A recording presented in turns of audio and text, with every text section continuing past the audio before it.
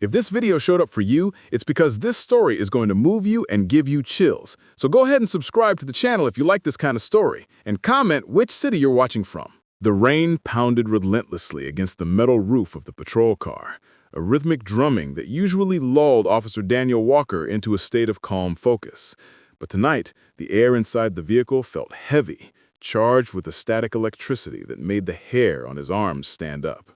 Next to him, occupying the passenger seat that had been modified for a K9 unit, sat Rex. The German Shepherd didn't look at Daniel, but his ears twitched at every sound, his golden eyes scanning the darkness beyond the rain-streaked windshield. Rex wasn't just a dog. He was the only partner Daniel trusted with his life. They were two broken souls who had found solace in each other. Rex had lost his previous handler in a tragic accident, an event that left the dog aggressive and unmanageable for months. Daniel, a solitary man who found it hard to connect with humans, was the only one patient enough to sit in the kennel with him, hour after hour, until the growling stopped. But he had no idea that their bond would soon defy the boundaries of life and death. Their routine was a dance of silent understanding. The scent of stale coffee and wet fur was the perfume of their days. Daniel would tap his thigh, and Rex would be at his heel. A subtle nod, and Rex would sit. They moved through the city of Chicago like a single organism, protecting the streets that often forgot to thank them. That Tuesday started like any other. The shift began with the sunrise, painting the sky in bruises of purple and orange. They shared a plain bagel in the parking lot. Daniel took the bread, Rex got the ham. It was a small ritual, a moment of peace before the chaos of the radio took over. Daniel scratched behind Rex's ears, feeling the coarse fur and the warmth of the animal's steady breathing. "We got this, buddy," he whispered, but he had no idea that this would be the last peaceful sunrise they would see for a very long time. The call came in at 10:42 a.m., a silent alarm at a logistics warehouse in the industrial district. 211 in progress, multiple suspects. The dispatcher's voice crackled, devoid of emotion. Daniel engaged the sirens, the blue and red lights cutting through the gray morning mist. The engine roared, and Rex let out a low, anticipatory whine. He sensed the adrenaline spiking in Daniel's blood. They arrived to an eerie silence. The warehouse loomed like a steel giant, its dark windows staring back like empty eyes. Daniel unholstered his weapon, his heart hammering against his ribs, not out of fear, but out of a sharp, trained instinct that told him something was wrong. "Stay close," he murmured. Rex crouched low, his body a coiled spring ready to snap. They entered through a side door that had been pried open, the smell of rust and oil filling their noses. The shadows inside were long and deceiving. Daniel moved tactically, clearing corners, his boots making no sound on the concrete floor. Suddenly, a metallic clatter erupted from the catwalk above. Daniel looked up, his flashlight cutting through the gloom. In that split second, a muzzle flash erupted from the darkness. The sound was deafening, a crack of thunder trapped indoors. Daniel felt the impact before he heard the shot, a sledgehammer blow to his chest that lifted him off his feet. He hit the ground hard, the air driven from his lungs. His vision blurred instantly, swimming in a haze of red and black. He heard Rex barking, a ferocious guttural sound of pure rage, and then the sound of receding footsteps. Daniel tried to reach for his radio, but his arm wouldn't obey. The cold of the concrete floor began to seep into his bones, replacing the burning heat in his chest. He saw Rex hovering over him, licking his face, whining with a pitch that sounded terrifyingly like a human crying. "Run, boy," Daniel choked out, the taste of copper filling his mouth. But Rex wouldn't leave. The dog stood guard, barking into the void, protecting his fallen friend as the world faded into absolute silence. The next few days were a blur of tragedy and paperwork for the department. The official report was devastating. Officer Daniel Walker had been pronounced dead upon arrival at St. Mary's Hospital due to massive blood loss. The bullet had nicked a major artery. The news shattered the precinct. The chief, a hardened man who had seen it all, had to wipe his eyes before addressing the squad. But the hardest part was telling Daniel's mother, Sarah. When the officers arrived at her doorstep, hats in hand, the scream she let out was a sound that haunted the neighborhood for nights. She was a widow, and Daniel was all she had left. Arrangements were made quickly. Because of the chaotic nature of the surgery and the trauma to the body, the doctors and the funeral director strongly advised a closed casket ceremony. "It's better to remember him as he was," the chief told Sarah gently. She nodded, too numb to argue, drowning in a grief so deep it felt like drowning. Rex, however, was a different story. Since the incident, the dog had been kept in the precinct's kennels. He refused to eat. He paced his cage in tight, anxious circles, whining incessantly. Every time a door opened, his ears would perk up, only to flatten again when he realized it wasn't Daniel. The other handlers tried to calm him, but Rex was inconsolable. He wasn't just grieving. He was acting like he was still on duty, waiting for a command that never came. The day of the funeral was gray and oppressive. The wind howled through the cemetery trees, carrying the scent of impending rain. Hundreds of officers stood in formation, their uniforms pressed, badges shrouded in black bands. The bagpipes began their mournful drone, a sound that vibrated in the chest of everyone present. Against standard protocol, the chief allowed Rex to be present. He was his partner, the chief said. He deserves to say goodbye. A handler held Rex on a short, tight leash near the front row, right next to where the mahogany casket sat, draped in the American flag. As the pallbearers lowered the casket onto the stand, a hush fell over the crowd. The priest began to speak of duty, sacrifice, and the afterlife. But then a low growl cut through the solemn silence. Rex was staring at the casket. His hackles were raised, his body trembling violently. The handler tugged on the leash, whispering, "Easy, Rex, easy, boy." But Rex would not be soothed. The growl escalated into a shark, demanding bark, and then another and another. The dog lunged forward, straining against the leather lead with such force that the handler nearly lost his footing. Rex wasn't barking at the crowd or the squirrels in the trees. He was barking directly at the wooden box that supposedly held his master. It wasn't a mournful howl of goodbye.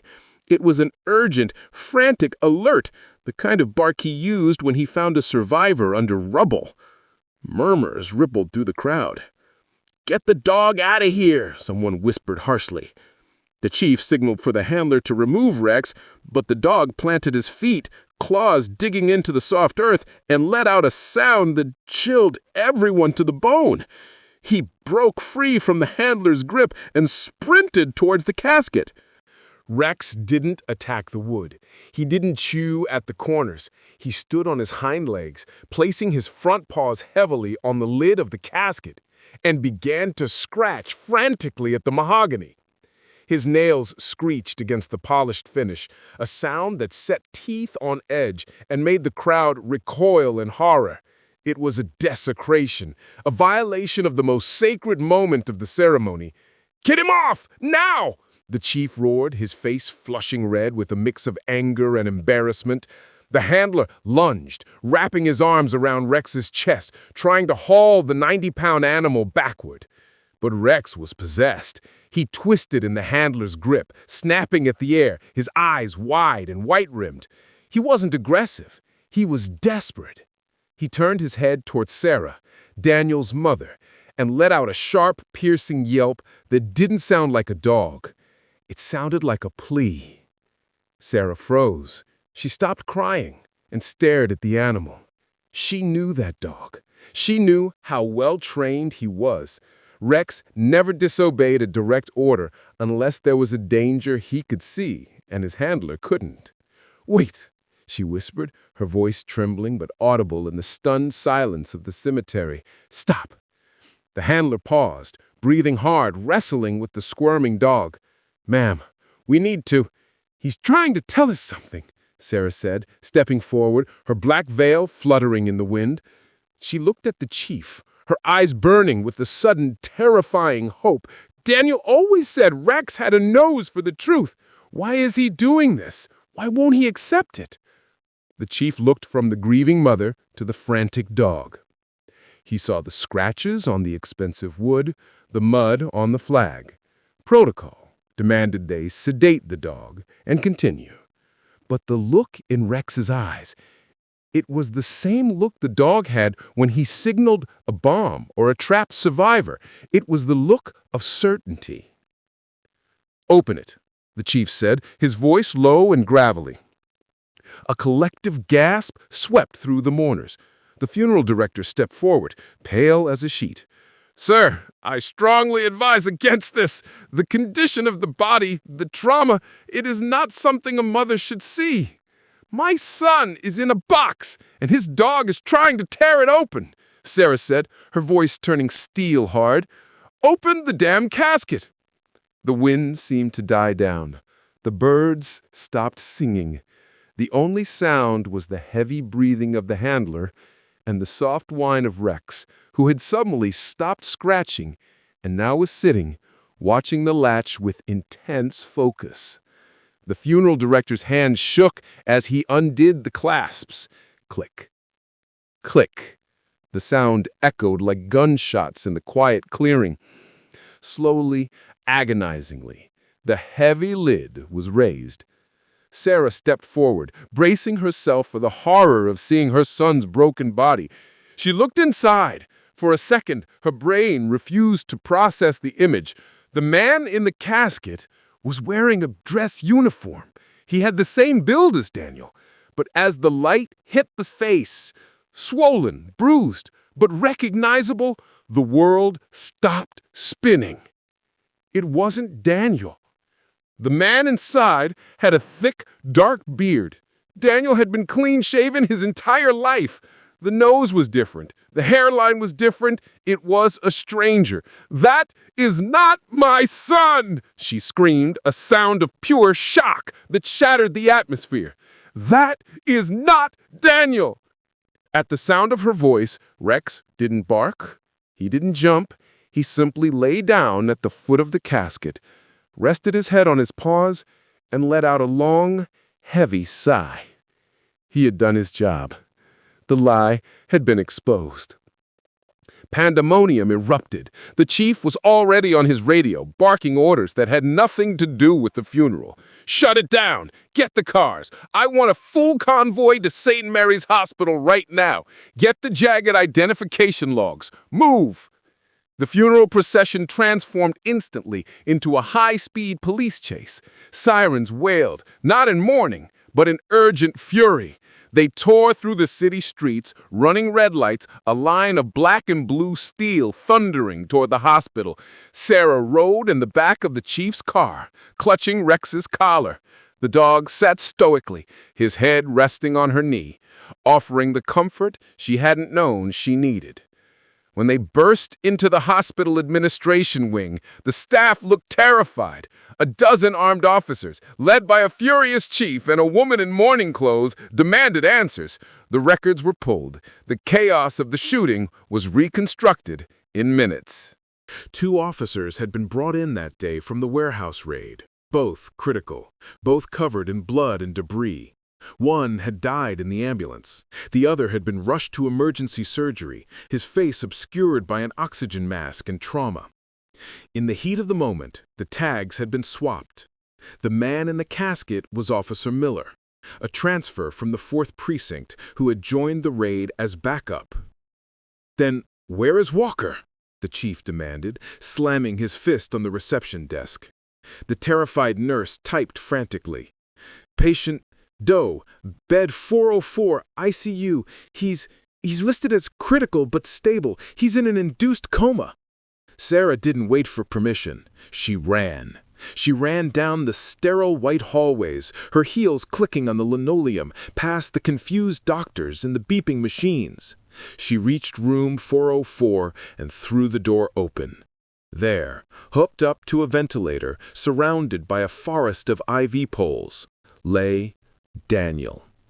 He was pale, bandaged and broken, but the rhythmic whoosh hiss of the machine was the most beautiful music Sarah had ever heard. He was alive. She collapsed by the bedside, burying her face in the sheets, sobbing uncontrollably. But this time, They were tears of relief. Rex trotted into the room a moment later. He didn't jump on the bed. He didn't bark. He walked softly to the side of the bed, sniffed Daniel's hand which hung limply over the edge, and licked his fingers once. Then he curled up on the floor right beside the bed, guarding the spot where he knew his partner was finally safe. He closed his eyes and slept for the first time in 5 days. It took 3 weeks for Daniel to wake up.